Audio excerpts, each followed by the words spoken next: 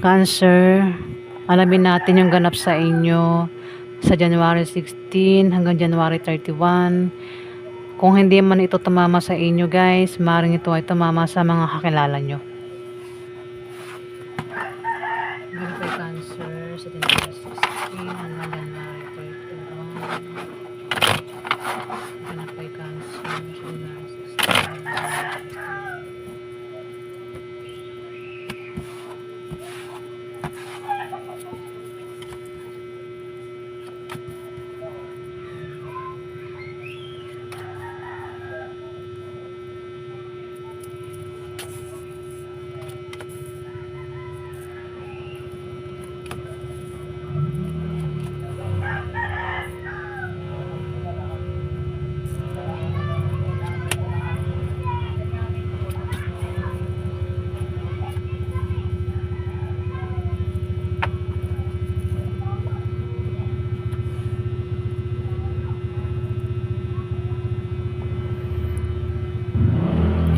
Sorry guys, ang ingay ng background ko Dinig ba sa mic? Sana hindi.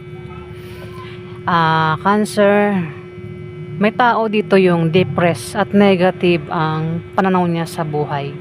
Pwedeng ikaw, kundi man ikaw, kilala mo ang taong ito na depressed at negative ang pananaw niya sa buhay. May darating daw na blessing na maaaring pagkamalang hadlang. Ayan, yan daw po ay blessing at hindi hadlang, Cancer. Mayroon magta-travel sa 15 days na yan.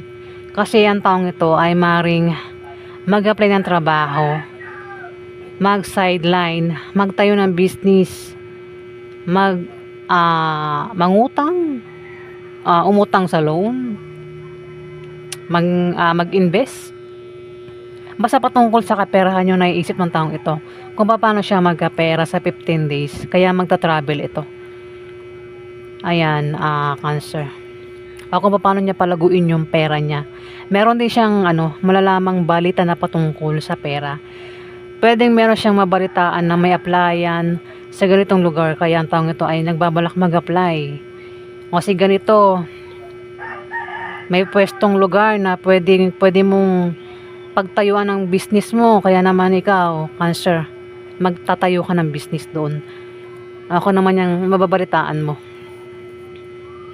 May tao dito, Cancer, ang meron siyang kahirapang pinagdadaanan o kahirapang pagdadaanan sa 15 days na yan. Pero sinasabi rito na makakalis din siya sa kahirapan na yan at swerte ang kapalit niyan sa kanya. Ayan. Pwedeng kilala mo siya, Cancer, o ikaw yan. Pwedeng kahirapan sa pera, sa buhay, nahirapan na sa buhay, o nahirapan sa pinagbubuntis, baka buntis.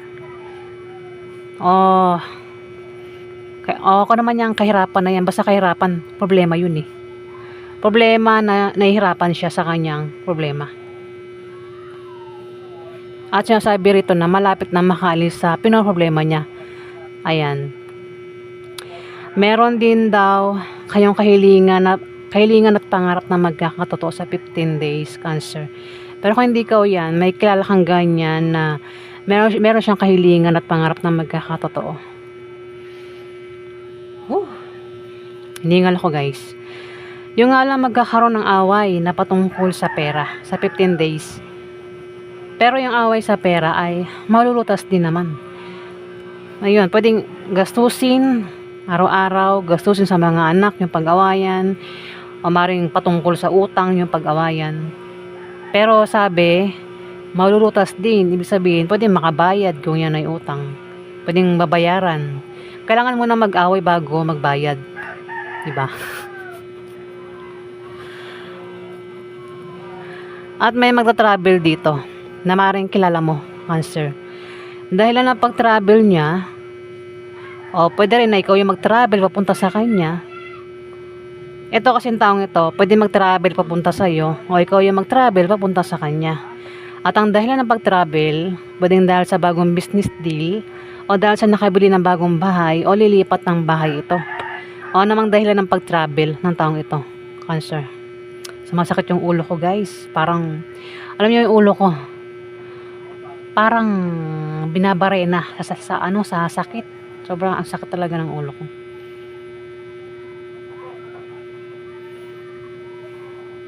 Ayan, migraine ata ito, itawag dyan.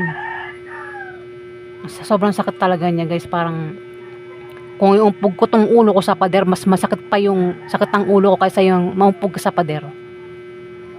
Ayan guys, yan yung pakiramdam ko ngayon, masakit ang ulo ko sobra. At magkakaroon daw ng kasiyahan, inuman party, celebration sa 15 days. Pwede magkaroon ng kasal, binyag, birthday, dibu, inuman nga. Basta kasiyahan at maimbitahan ka. Kaya siguro may magta-travel. Maring yun ang dahilan kasi naimbitahan sa kasiyahan o inuman. Pwedeng ikaw yung naimbitahan o siya yung mag-imbit o ikaw yung mag-imbita sa kanya. Cancer sa 15 days. At may tao makakatanggap ng regalo dito. Pero kung wala rin magnap na kasi yan, inuman party, pwedeng magta-travel ito kasi pwedeng bisitahin ka. O ikaw yung bumisita sa kanya. Cancer. Meron ka mga kadil na Aries, Leo, Sagittarius, babae tsaka lalaki.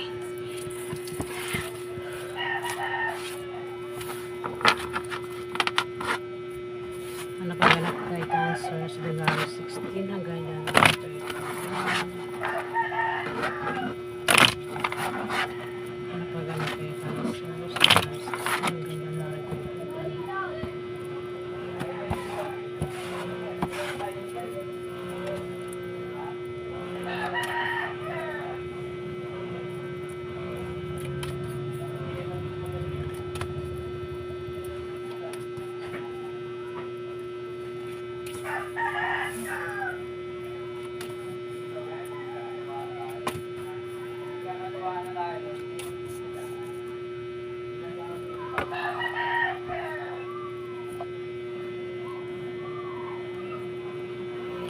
Cancer, meron kang kasama dito ang maring problema ka sa kanya. Maring kasama mo yan sa trabaho mo, sa negosyo mo, sa bahay mo, o kung saan mo pa yan kasama, Cancer, ang maring problema ka sa kanya sa 15 days na yan. Pwedeng siya ay opposite sex mo, Cancer. Pero may tutulong dito. Kung problema ka sa kanya, may tulong dito. Ayun, may taong tutulong. Kasi pwede magkaroon ng problema sa trabaho mo, sa negosyo mo, at may tao dito na maring makikilala mo, mga bagong kaibigan o mga bagong customer mo, ang maring makatulong sa'yo, Cancer. Dito meron kang meron kang kasama o maring kasi may tao nga dito ang may pabago-bago ng feeling sa'yo. Maring itong kasama mo ang may pabago-bago ng feeling sa'yo. Pwedeng saktan ka niya at biguin ka niya, o ikaw yung manakit sa kanya o biguin mo siya.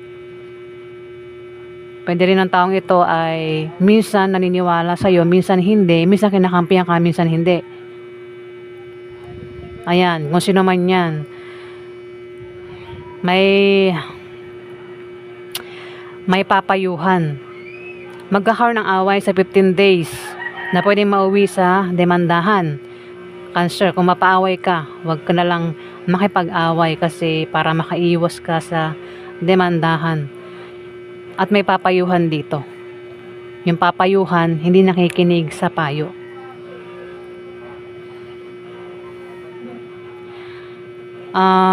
Meron ka talagang kasama. Cancer, ang hindi mo siya kasundo at maring magka-problema ka nga sa kanya, pwede siya ngayon makaaway mo. Ayan o, hindi mo siya kasundo ang taong ito. Babae siya, Cancer. Hindi ko alam kung babae o tomboy. Kung hindi mo yan kilala, kilalanin mo, Cancer, para magkasundo kayo o pakisamahan mo siya.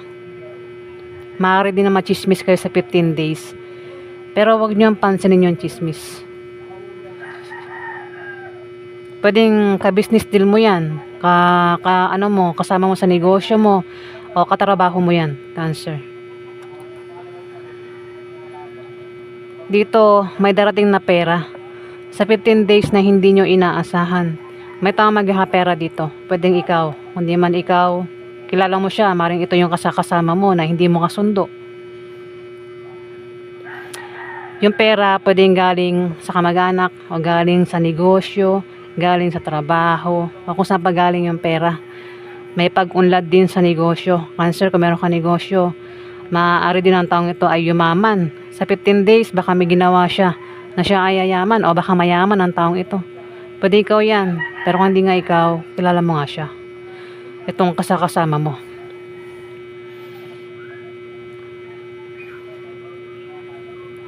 Maaari din ang ikaw nang bahalang kumunik dito ha. Sasabihin ko lang ang meaning para tamaan yung iba. 9 of Clubs. May tao dito, Cancer, ang maaaring makapag-asawa ng mayaman. O maaaring makatanggap ng pamana. Kung di pamana yung matanggap, pera yung matatanggap ng taong ito. Kung may negosyo, may paglago.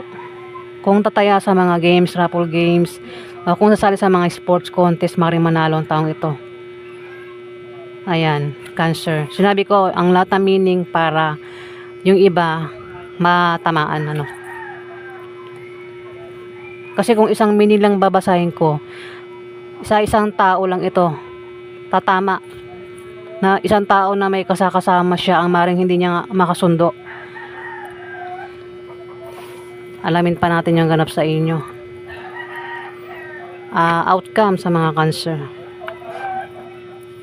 Outcome po sa mga Cancer sa January 16 hanggang January 31.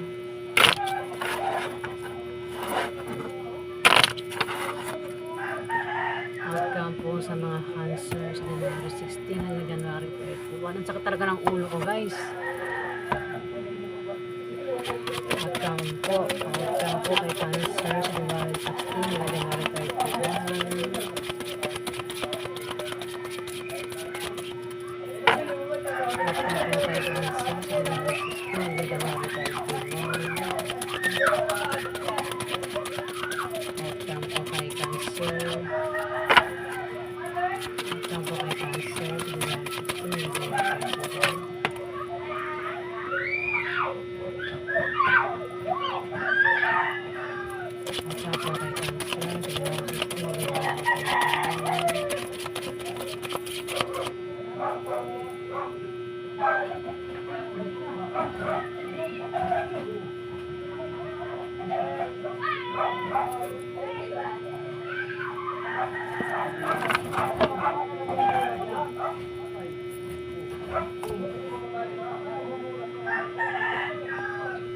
Cancer, may tao dito ang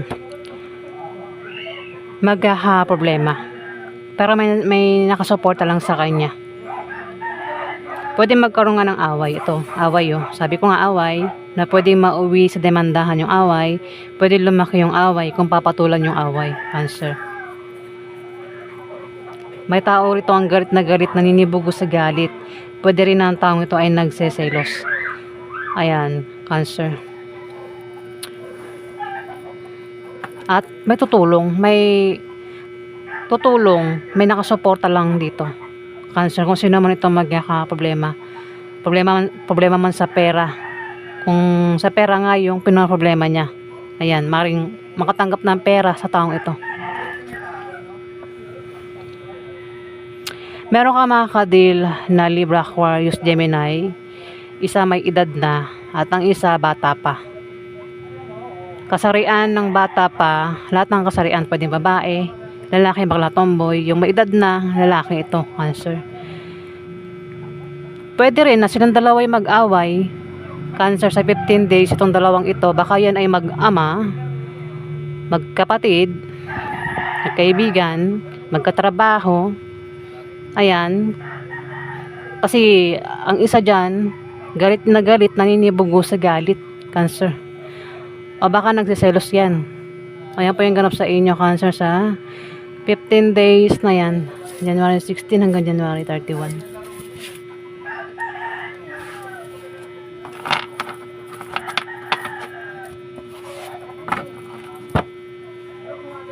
Maraming salamat po guys sa mga nag-like at nag-subscribe.